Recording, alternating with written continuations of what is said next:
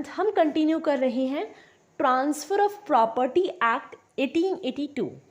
तो आज हम यहाँ पर पढ़ेंगे सेक्शन 17, जिसको हम बोलते हैं डॉक्ट्रिन ऑफ एक्यूमुलेशन।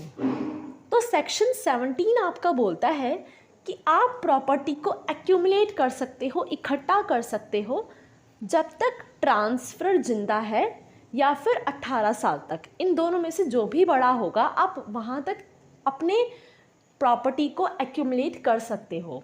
बट इसकी कुछ एक्सेप्शंस भी हैं, मतलब कि कब तक आप लाइफ टाइम के लिए भी कर सकते हो। तो अगर आपको कोई कर्ज चुकाना है या फिर कोई बच्चों का खर्चा चल रहा है उस प्रॉपर्टी में से, या किसी लेडी का मेंटेनेंस हो रहा है, तो आप उस केस में इस टाइम पीरियड को एक्सीड कर सकते हो। तो बट क्वेश्चन में आपको पूछा हुआ है which conditions satisfy for the doctrine of accumulation under section 17। तो आप सिंपल जनरल रूल के साथ जाओगे और आपका आंसर फर्स्ट होगा। मैंने आपको समझा दिया है। ओके, अब हम आगे चलते हैं। Which section is the exception of section 14। तो सेक्शन 14 का एक्सेप्शन कौन सा सेक्शन है? ठीक है, तो सेक्शन 14 बात करता है रूल अगेंस्ट परपेचुटी, कि आप बहुत सारे लाइफ इंटरेस्ट क्रिएट नहीं करोगे, मतलब आप बहुत सारी जनरेशन तक उस प्रॉपर्टी को ट्रांसफ़र होने से नहीं रोक सकते। अब ऐसा क्यों है? क्योंकि आपको पता है कि सरकार को रेवेन्यू मिलता है प्रॉपर्टी में से, ज़मीन से। अब आप उस प्रॉपर्टी को ट्रांसफ़र ही नहीं होने दे रहे हो, उसको यूज़ ही नहीं कर रहे हो, तो फिर गवर्नमेंट को पैसा कहाँ से मिलेगा? तो इसलिए ये रूल अगेंस्ट परपेचुटी आया था। बट इसका एक एक्सेप्शन है जो कि सेक्शन 18 है। तो इसका आंसर होगा सेक्शन 18। अब आप सोचोगे सेक्शन 18 क्या बोलता है? तो सेक्शन 18 बोलता है कि अगर आप किसी भी पब्लिक इंटरेस्ट के लिए ऐसा कर रहे हो तो आप ऐसा कर सकते हो। अगर बहुत से लोगों का भला हो रहा है ऐसे करने से तो कोई नहीं, आप ऐसा कर सकते हो। ठीक है, नेक्स्ट है when the interest is set to be vested. अब कब इंटरेस्ट वेस्ट किया जाता है? मैंने आपको सेक्शन 19 पढ़ाया था। अब आप इसका आंसर मुझे खुद बताना, यह आपका होमवर्क है।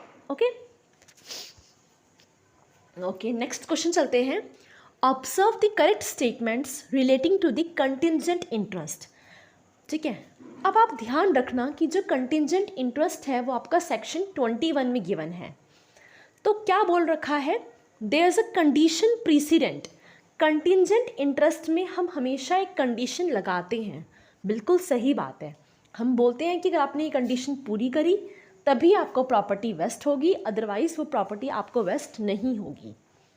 फिर आता है it is based on the specific uncertain event. ये भी बिल्कुल सही है। जो आपका कंटिंजेंट इंटरेस्ट होता है वो एक स्पेसिफिक अनसर्टेन इवेंट पर डिपेंड करता है, जिस इवेंट के बारे में आपको नहीं पता है। देखो, वेस्टेड इंटरेस्ट में आपका इवेंट सर्टेन था कि वो होगा ही होगा। कंटिंजेंट इंटरेस्ट में वो जो आपका इंटरेस्ट है वो अनसर्टेन है। मैंने बोला कि ए बी से शादी करेगा तो मैं उसको प्रॉपर्टी दूंगा, बट ज़रूरी थोड़ी ना है कि वो बी से शादी करे, वो सी से भी शादी कर सकता है। तो इसलिए वो डिपेंड करता है, वो एक अनसर्टेन इवेंट है। आप बोल नहीं सकते कि हाँ होगा, इसकी प्रोबेबिलिटी बहुत कम है। Okay, it could be affirmative और नेगेटिव। यस, ये पॉजिटिव भी हो सकता है और नेगेटिव भी हो सकता है। मैं किसी को बोल भी सकती हूँ कि तुम्हें ये काम करना होगा, और मैं किसी को मना भी कर सकती हूँ। ठीक है, तो ये आपका ऑल ऑफ द स्टेटमेंट्स सही हैं, आपका डी ऑप्शन होगा। नेक्स्ट आते हैं when the condition fails under conditional transfer. अब देखो, सेक्शन 25 में कंडीशनल ट्रांसफ़र दे रखा है। तो कंडीशनल ट्रांसफ़र बोलता है कि अगर आपका कंडीशन ही फेल हो गई तो आपका ट्रांसफ़र तो हो ही नहीं पाएगा। अब कंडीशन कब फेल हो सकती है? जब वो फॉरबिडन बाय लॉ हो। ठीक है, जब वो डिफीट करती हो लॉ के प्रोविजंस को, जब वो फ्रॉड से बनाई गई हो, जब वो किसी पर्सन को या किसी प्रॉपर्टी को नुकसान कर रही हो। तो यहाँ पर भी आपके सारे स्टेटमेंट्स करेक्ट हैं। आपका आंसर ई होगा, all of the above. Next है the condition precedent should be. अब देखो, मैंने सेक्शन 26 के अंदर कंडीशन प्रीसिडेंट, ठीक है, मैंने सेक्शन 26 के अंदर पहले से ही कंडीशन लगा दी कि अगर आपने ये कंडीशन पूरी कर दी ना तो मैं आपको प्रॉपर्टी दूंगी, अगर आपने कंडीशन पूरी नहीं की तो मैं आपको प्रॉपर्टी नहीं दूंगी। अब कंडीशन जब मैंने पहले लगाई है, क्या मुझे जो पर्सन, मैंने जैसे ए पर्सन हूँ मैं और ए ने लगाई है बी पर कंडीशन, तो क्या बी को वो कंडीशन को स्ट्रिक्टली पूरा करना होगा? ऐसा नहीं होता है। जो आप कंडीशन पहले लगाते हो वो सब्सटैंशियली कंपाइल्ड होनी चाहिए। सब्सटैंशियली कंपाइल्ड का मतलब क्या होता है कि आप कुछ हद तक उसको पूरा करो। ज़रूरी नहीं है कि आपको उसको पूरा करना पड़ेगा। आपने कुछ हद तक भी पूरा कर दिया ना तो भी हम मानेंगे कि हाँ भाई आप अपनी प्रॉमिस को पूरा कर रहे हो और आपको प्रॉपर्टी मिलनी चाहिए। बट मैंने एक लिखा हुआ है सेक्शन 29। सेक्शन 29 बात करता है कंडीशन सब्सीक्वेंट। मैंने आपको प्रॉपर्टी ट्रांसफ़र कर दी और मैंने बोला कि प्रॉपर्टी ट्रांसफ़र करने के बाद आपको ये कंडीशन पूरी करनी है, तो वहाँ पर आपको ये कंडीशन स्ट्रिक्टली पूरी करनी होगी। वहाँ पर आप कोई बहाने नहीं मारोगे कि मैं कंडीशन पूरी नहीं कर सकता, इतनी हो गई, थोड़ी हो गई, पूरी करनी होगी, अच्छे से करनी होगी। Okay, which section is based on doctrine of acceleration. अब कौन सा सेक्शन है जो आपका डॉक्ट्रीन ऑफ एक्सेलरेशन से बेस्ड है? तो ये है आपका सेक्शन 27। अब डॉक्ट्रीन ऑफ एक्सेलरेशन क्या बोलता है कि अगर मैं हूँ, मैंने अपना ट्रांसफ़र किया और मैंने बोला कि मैं प्रॉपर्टी बी पर्सन को दूंगी, और अगर वो बी पूरा नहीं कर पाया कंडीशन को तो मैं वो प्रॉपर्टी सी पर्सन को दे दूंगी। तो मैंने यहाँ पर दो ट्रांसफ़र बना दिए, एक तो प्रायर और एक अल्टीरियर। तो इसको बोलते हैं डॉक्ट्रीन ऑफ एक्सेलरेशन, जिससे प्रॉपर्टी एक पर्सन के बाद दूसरे पर्सन पर जाती है। एंड ये आपका सेक्शन 27 में लिखा हुआ है।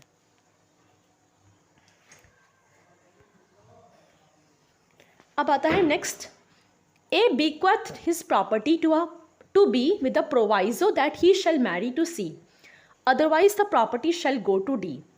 B renounce the world so the property will vest in। अब देखो क्या लिखा हुआ है, बहुत सिंपल क्वेश्चन है। ए ने अपनी प्रॉपर्टी दी बी को और बोला कि उसको शादी करनी होगी सी से। तो देखो उसने कहा कि प्रॉपर्टी दे रहा हूँ मैं, पर आपको सी से शादी करनी होगी, ठीक है। तो अदरवाइज़ अगर उसने शादी नहीं करी तो वो प्रॉपर्टी डी को जाएगी। अब बी ने क्या करा, बी ने रिनाउंस कर दिया वेल्थ, मतलब उसने संन्यास ले लिया। अब बी ने संन्यास ले लिया तो वो शादी तो नहीं कर पाएगा सी के साथ, तो प्रॉपर्टी किसके पास जाएगी? डी के पास। तो इसका आंसर होगा डी। नेक्स्ट क्वेश्चन देखो आपका डॉक्ट्रीन ऑफ इलेक्शन, ये बहुत इंपॉर्टेंट है, सेक्शन 35। डॉक्ट्रीन ऑफ इलेक्शन बोलता है कि जैसे कोई पर्सन है और वो पर्सन प्रॉपर्टी का ओनर नहीं है, बट वो प्रॉपर्टी को ट्रांसफ़र करना चाहता है, तो उसने बोला ओनर से कि मैं प्रॉपर्टी को ट्रांसफ़र कर रहा हूँ, अगर आप इस ट्रांसफ़र को लीगलाइज कर देते हो या ऑथराइज़ कर देते हो तो मैं आपको कुछ बेनिफिट दूंगा, और अगर आप नहीं करते तो आपको कोई बेनिफिट नहीं मिलेगा। अब आपकी मर्ज़ी है, आप इलेक्ट करो कि आपको वो प्रॉपर्टी देनी है या नहीं देनी। मतलब कोई भी पर्सन, क्या लिखा हुआ है देखो, party profess to transfer the property which he has no right to transfer. वो ओनर नहीं है, उसके पास राइट नहीं है। By the same transaction confers to the owner some benefit, but वो उसी ट्रांजेक्शन से उस ओनर को कुछ बेनिफिट देने की बात करता है। The owner has to elect and the benefit shall relinquish back to the transfer. अब ओनर को इलेक्ट करना पड़ेगा, और अगर ओनर मना कर देता है तो वो ट्रांसफर को जो बेनिफिट है वो वापस उसके पास आ जाएगा, ठीक है।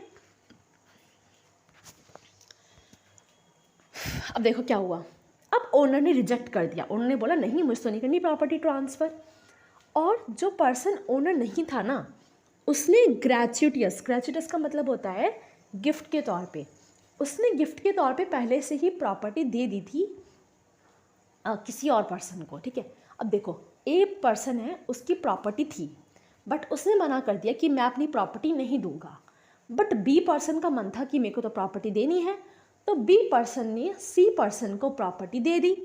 तो जब बी पर्सन ने सी पर्सन को प्रॉपर्टी दी तो उससे क्या हुआ कि सी पर्सन का नुकसान हो जाएगा ना, क्योंकि ए ने मना कर दिया।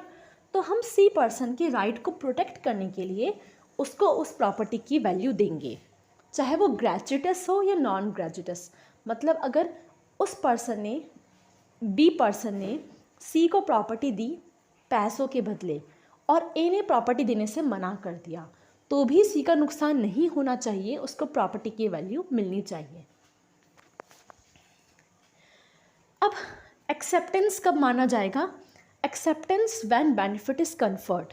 एक्सेप्टेंस माना जाएगा जब उसने बेनिफिट ले लिया है। and if he is aware of his duty to elect and if he waives inquiry into the circumstance।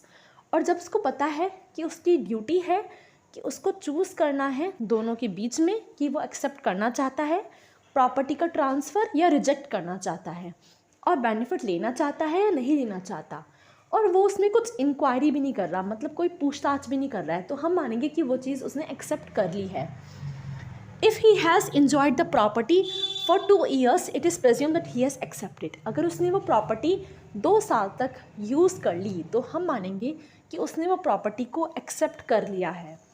In case of disability the election shall be postponed until disability ceases. अगर कोई उस person को disability हो जाती है तो election को बंद कर दिया जाएगा जब तक वो डिसेबिलिटी सीज नहीं होती। ठीक है, आई होप आपको ये वाले सेक्शन समझ आ गए होंगे एंड हमने सेक्शन 35 तक कवर कर लिया है। हम जल्दी इस पूरे सीरीज़ को कंप्लीट करेंगे and do tell me in the comment section if you have any doubts regarding this PPT and you can also tell me about various improvements जो मैं कर सकती हूँ जिससे आपको समझ आए अच्छे से। And till then bye bye, take care, वंदे मातरम, जय हिंद।